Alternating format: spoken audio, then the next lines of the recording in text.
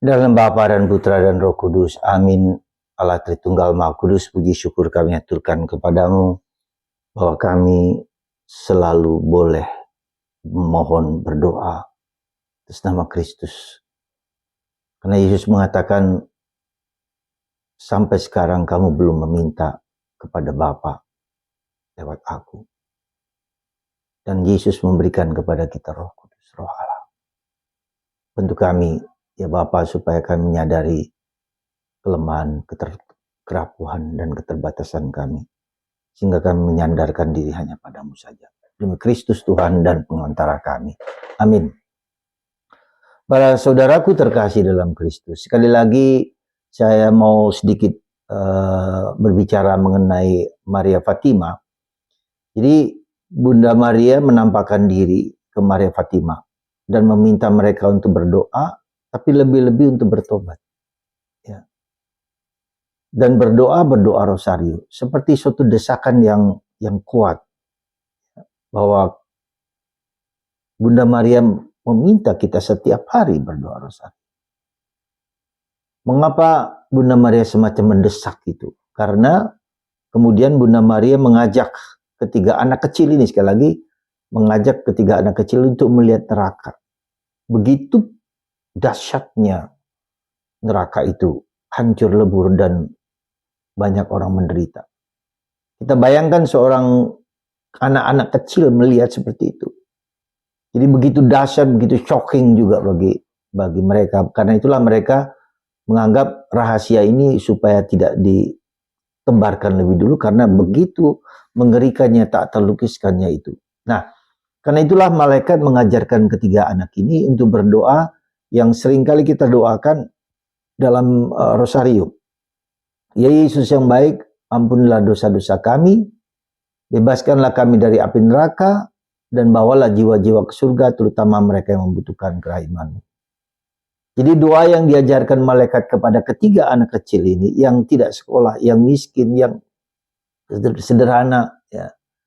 Dan juga ketika mendapat penampakan ini, mereka mendapatkan persekusi dari bahkan orang tuanya sendiri tidak percaya, dan mereka dibawa oleh seorang wali kota dan mengancam mereka akan merebus mereka dengan minyak. Jadi ancaman-ancaman yang begitu dahsyat itulah. Ya, dan mereka tetap mengatakan kami melihat Bunda Maria.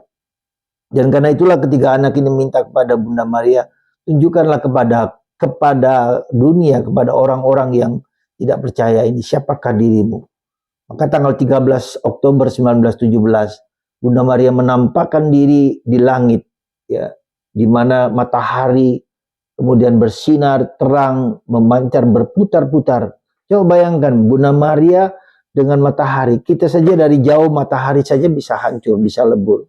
Apa tidak terjadi pada Bunda Maria? Jadi kita bisa melihat di langit ada Santo Yosef yang menggendong Bunda Maria. Ketika itulah, ya, meskipun Bunda Maria menampakkan diri kepada banyak orang, tidak terjadi pertobatan, kurang lebih ada 40.000 orang.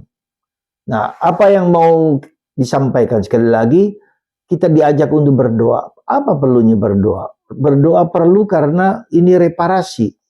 Reparasi itu pemulihan atas dosa-dosa kita. Ya Yesus, ampunilah dosa-dosa kami. Dosa-dosaku, dosa Anda. Kita setiap hari pasti berdosa dengan pikiran kita, dengan kata-kata kita, dengan tindakan kita, dengan perilaku kita. Jadi mohon kita berdosa ini. Ya Yesus, ampunilah. Yesus yang baik, ampunilah aku orang berdosa. Kami orang berdosa. Bebaskanlah orang yang dalam neraka itu, yang dalam percobaan itu, yang menjauhkan diri dari Tuhan. Bebaskanlah. Bawalah jiwa-jiwa ke surga, terutama mereka membutuhkan kerahiman-Mu yang mereka dalam purgatori. Jadi doa ini adalah suatu reparasi, suatu pemulihan, suatu penghapusan. Jadi kalau kita berdoa dengan tulus, dengan jujur, dengan apa adanya yang keluar dari hati yang terdalam, itu bukan hanya menyelamatkan diriku, tapi menyelamatkan dunia. Jadi reparasi, seperti katakanlah reparasi, memperbaiki mobil, reparasi, memperbaiki mesin, itu semua dengan berdoa itu. Maka ketika mereka diminta untuk berdoa rosario supaya tidak terjadi perang dunia pertama, tidak mereka atau tidak dilakukan, ya, oleh dunia, kepada 3 anak ini tetap berdoa. Ya, karena mereka diminta untuk berdoa sebagai tanda, kita berdoa sebagai tanda untuk pemulihan, perdamaian, kebaikan, pertobatan dalam keluarga kita, tetapi juga kepada dunia lain. Nah, bagaimana supaya cara kita adalah dengan apa tadi? Dengan berdoa rosario setiap hari. Apakah bisa kita berdoa rosario setiap hari? 15 menit, 20 menit. Bisakah kita meluangkan waktu itu? Apalagi kalau keempat peristiwa itu. Rosario bukan hanya sekedar repetisi, pengulangan.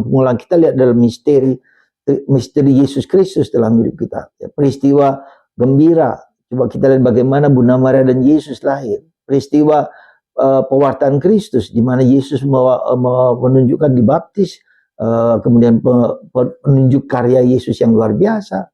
Lalu kemudian penderitaan Yesus dan kemuliaan Yesus. Jadi rosario ini yang kita pakai ini adalah mencerminkan misteri Kristus yang kita wartakan, yang kita alami. Maka salah satu cara yang diminta oleh Yohanes Paulus II dalam berdoa rosario, ketika kita mendoakan peristiwa-peristiwa itu, kita bayangkan itu. Dibayangkan peristiwa bagaimana Bunda Maria melahirkan Yesus. Kita bayangkan di kandang Bethlehem di situ terjadi. Kita bayangkan. Dan mulut kita terus berdoa, hati kita terus terbakar. Semoga kita menggunakan rosario sebagai senjata kita untuk kita sendiri dilindungi, jaga, dan juga untuk orang lain dan juga untuk dunia. Semoga kita setia mendoakan rosario tidak hanya bulan Mei dan Oktober, tapi seluruh tahun, seluruh hari, setiap hari. Semoga Tuhan memberkati dan menginspirasi kita semua dan membakar hati kita untuk berdoa rosario bersama Bunda Maria, Bapa, Putra, dan Roh Kudus. Amin.